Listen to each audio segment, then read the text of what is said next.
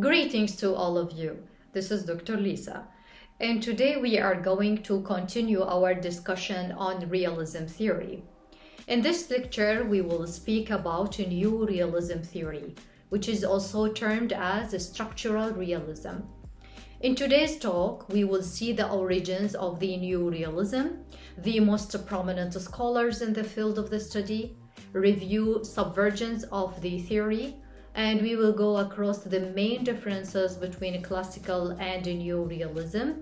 And of course, we will conclude with the critics and limitations to our theory. So get ready and let's start our lecture for today. So new realism, or the structural realism, explains the state behavior in terms of the structure of international system, the architecture of international system that explains in large part how states behave. It doesn't give much attention on how states operate or behave at the domestic level. Rather, it focuses on the anarchic nature of the international system. Therefore, structural realists argue that international politics is essentially a struggle for power, because the absence of the higher authority that states can turn to in case of a conflict and wars. States seek to power to ensure its own security and survival.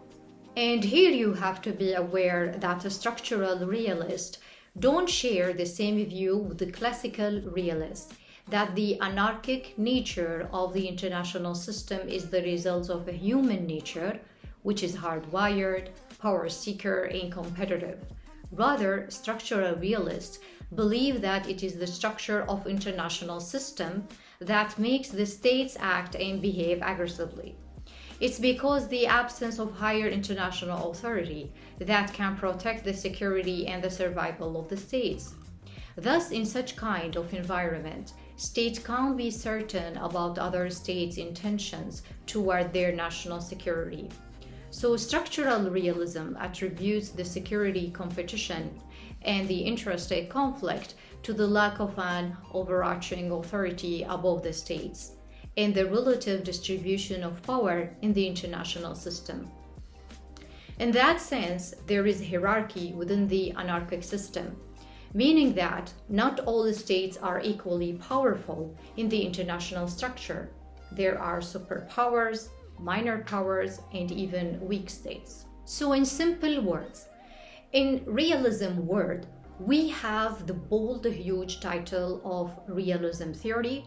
It branches out two sets of theories as Professor John Mearsheimer has put it out: the classical realism, or the human nature theory, and the new realism, or the constructor's realism. In both realists, the school of thoughts lead to the same form of the state behavior, which is rather aggressive, competitive, and conflictual. But the root causes of the rivalry, competing, and conflicts are different in the two stories. One attributed to the aggressive nature of the human, while the latter attributed to the structure of the international system, which is anarchic in nature. I made this point to make you understand why do we have different branches of realism theory. As the world politics is so complicated, the academics, professors, scholars, and the politicians try to give us theories in a structured and scientific, yet a simple way in order to explain and understand what is happening in the international realm. Having said that, now let's shift to speak about Kenneth Waltz and his contribution to new realism, or the structural realism theory. Kenneth Waltz is an American political scientist, considered as one of the original founders of the structural realism in the international relation theories. And as we will see later, Waltz became associated with what is known as a defensive realism. We'll come to that later in our lecture. Well, Waltz's first work published in 1959, titled The Man, the State, and War, in which Waltz asks a crucial question, which is, why do wars happen? He suggested three levels of analysis: the man, the state, and the war. We might speak about his important book in a separate lecture, But now let's shift to focus on his work, The Theory of International Politics, which published in 1979, which considered as to be the most influential book in the international relations. As Walls has created the structural realist theory and argue that it is because the anarchic structure of international system that dictates the broad patterns of the state behavior. Thus, states pursue their security above any other goals. This behavior creates security competition between the states and limits, sometimes even hinders the potential for cooperation. And that because in the anarchic system, states can't be certain about their own security. There is a security dilemma that induces the state to seek power in order to save their security. And this security dilemma is not a result of the domestic politics of the states, meaning that the domestic politics didn't determine the behavior of the state internationally. According to Walls, this is rather because of the distribution of power among states, the states which affect the behavior of the balance of the power in the international level. Accordingly, we come to know about the polarity in the international system. By definition, polarity in the international system is the existence within a system of one or more significant actors or poles, which affect the behavior of other actors and shape the contour of the system itself, determining its structural dynamics. Accordingly, we have in the international system unipolar, bipolar, and multipolar. When you have two superpowers govern the world, you can say that the world is bipolar. For instance, the Cold War era between the United States and the Soviet Union, considered according to a new realist to be more stable world order rather than the multipolar, for example. Kenneth Walls' influential theory of international politics argued that the bipolarity tended towards the greatest stability to the international system. Now, unipolar system in which one state under international anarchy enjoys a preponderance of its power without facing any comparative state to challenge its superiority. You can take United States primacy after the Second World War till date as an example for that. Now, scholars such as Barry Buzan in 2011 said that the American unipolarity is going to wane in favor of multipolar world order. Similarly, in 2019, Professor John Meschmeyer argued that international system was shifting from unipolarity to multipolarity. So multipolar system is the presence of three or more great powers have nearly equal amount of power. Classical realist theories such as Hans Morgenthau and A.H. Carr hold that multipolar systems are more stable than bipolar systems, while the new realists hold that multipolar systems are unstable and war likely. So new realism explains that understanding international system derives from understanding the structure of international system, which is anarchic and hierarchic in nature. This kind of system leads to unavoidable conflicts and higher possibilities of war. In such world, where states are separate, autonomous, they ultimately rely on their own resources to save their own interests. So international anarchy results in a system of self-help, because the states can't count on any other state to defend and take care of them. Accordingly, relationships between states are always characterized by uncertainty and suspicion. There is no trust between them. This is best explained through the security dilemma, where self-help doctrine forces states to ensure their security and survival by building up sufficient military capacities to deter other states from attacking them. So states are primarily concerned about maintaining or improving their position in power relative to other states, with making relative gains apart from anything else. This discourages cooperation and reduces the effectiveness of international organizations, because although all states may benefit from a particular action or policy, Each state is actually more worried about whether other states benefit more than it does. That's what exactly we call it the security dilemma. Now let's shift to look at the branches within the New Realism theory, in which New Realism is subdivided into two factions. First one is defensive realist and the second one is offensive realist.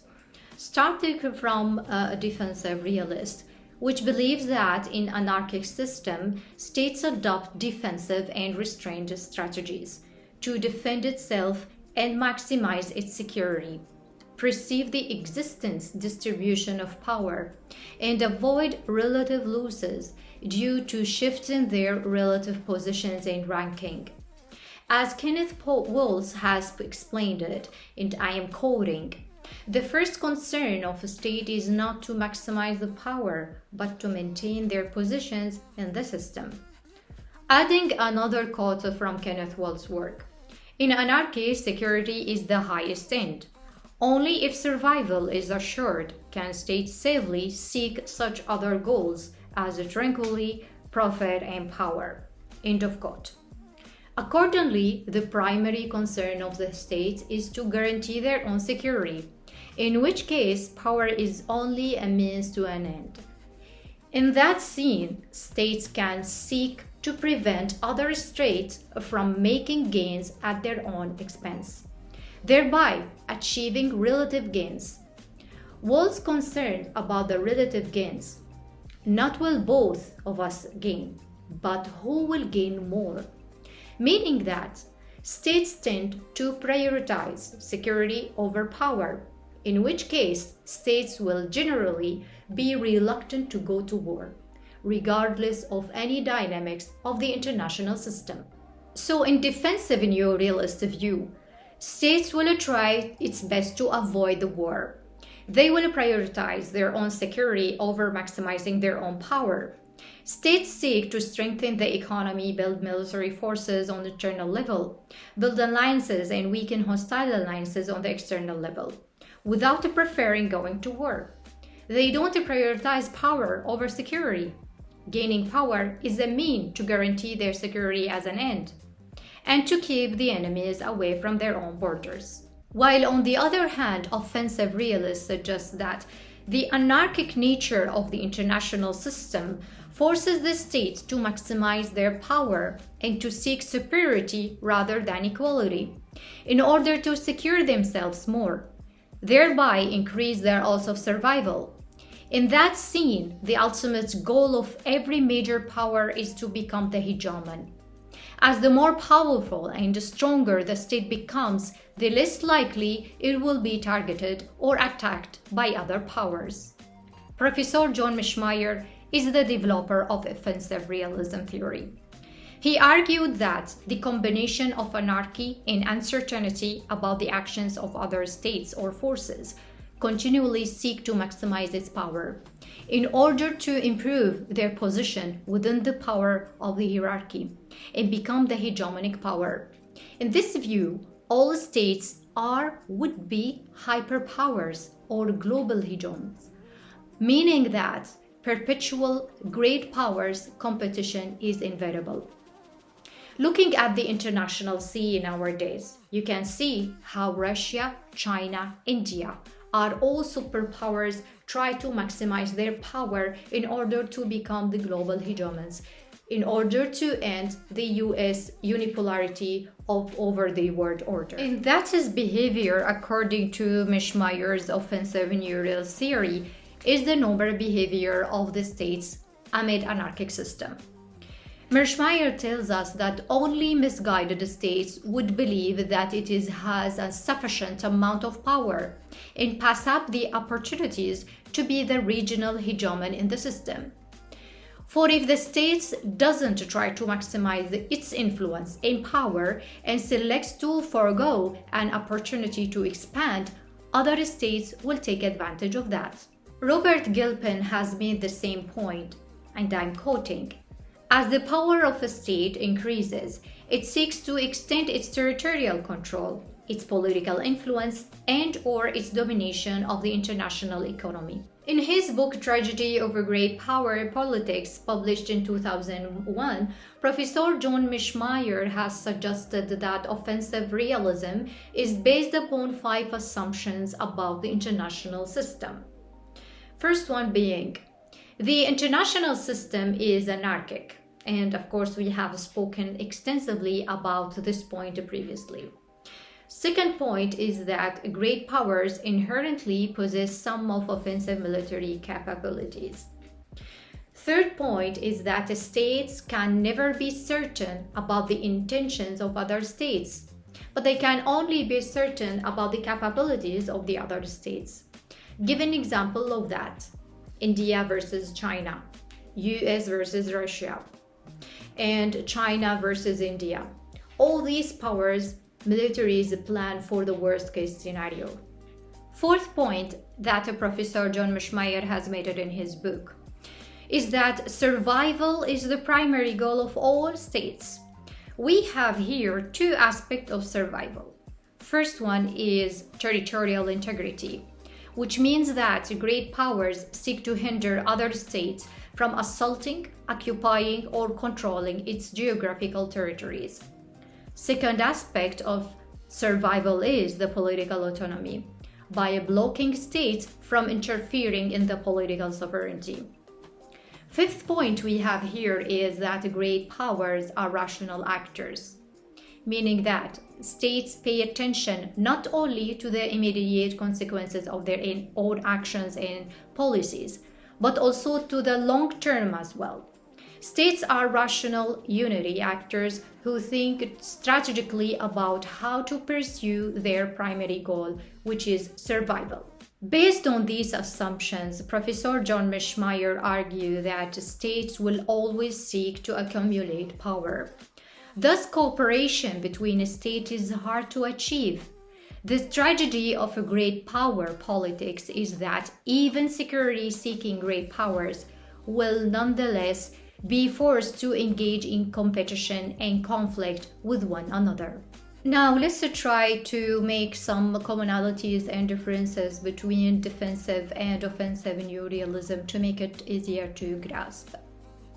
Looking at the structural realism of Kenneth Walls, defensive realism explains that all states pursue security maximizing behavior because of the anarchic international system, while offensive realism, or the structural realism of John Mishmeyer, explains that great powers pursue power maximizing behavior to ensure its security and survival in the anarchic system.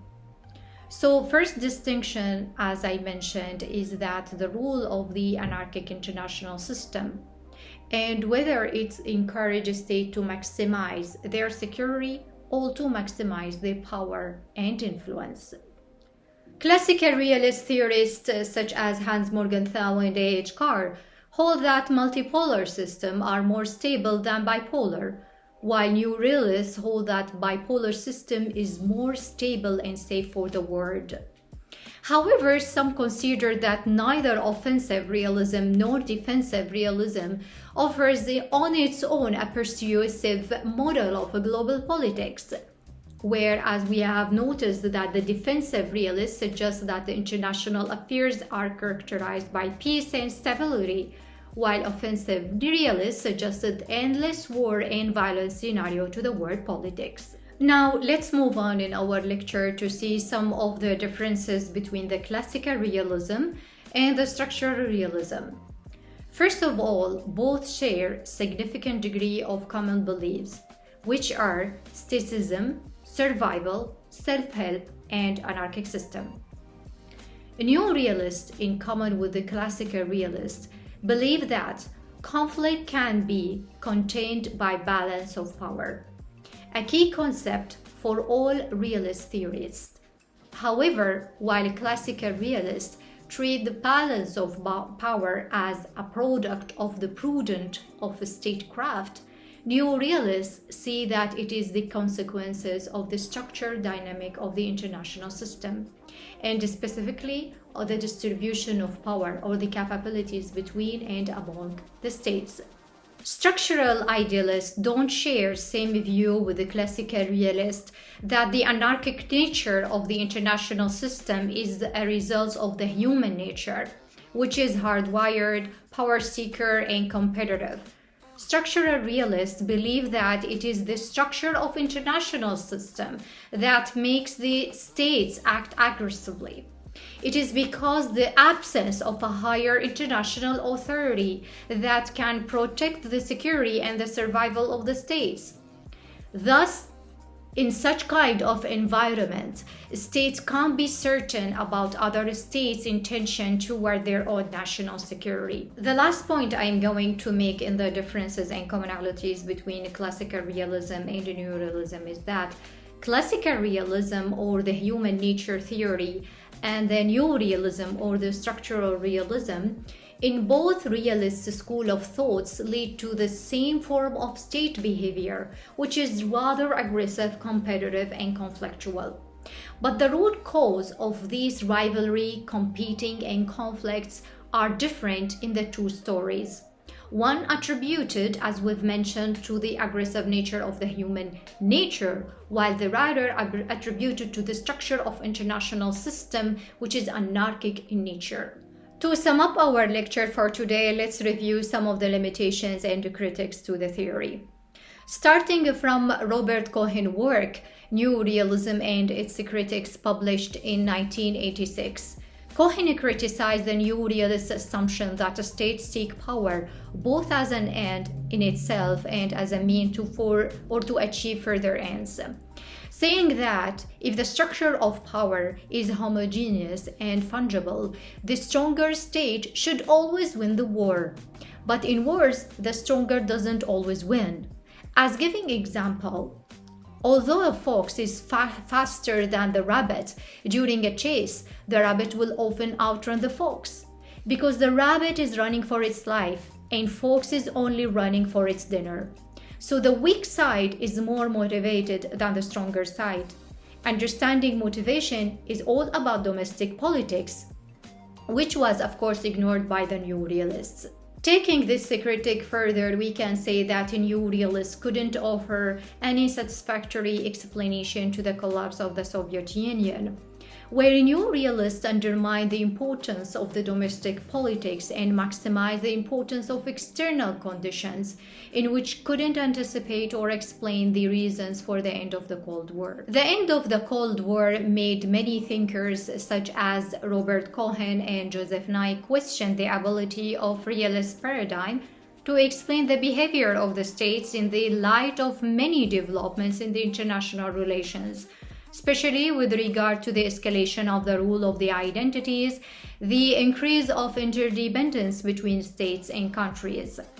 In addition to New Realism, the most notable competing school with the New Realists is the Constructive School, which doesn't agree with the New Realist focus on power. Instead, Constructive emphasize on the ideas and the identities in understanding the international system. We can add another criticism also, saying that by focusing on the state as a core actor, New Realists didn't acknowledge the role of international organizations and possibilities of cooperation between states through these organizations. Last criticism, we can say that by sticking to the abstract structure and distribution of tangible capabilities, New Realists ignored the importance of the individuals and the role of the institutions in the international system transformation. By that, I will be concluding my lecture for today, in which I have spoken about New Realism theory, its origin, the core of the theory, the most prominent thinkers and scholars, and of course we've spoken about offensive and defensive realism, and we've concluded, as you have seen, with the critics and limitations of our theory. Make sure to like, subscribe, and write in the comment section below if you have any question or inquiry. See you next time.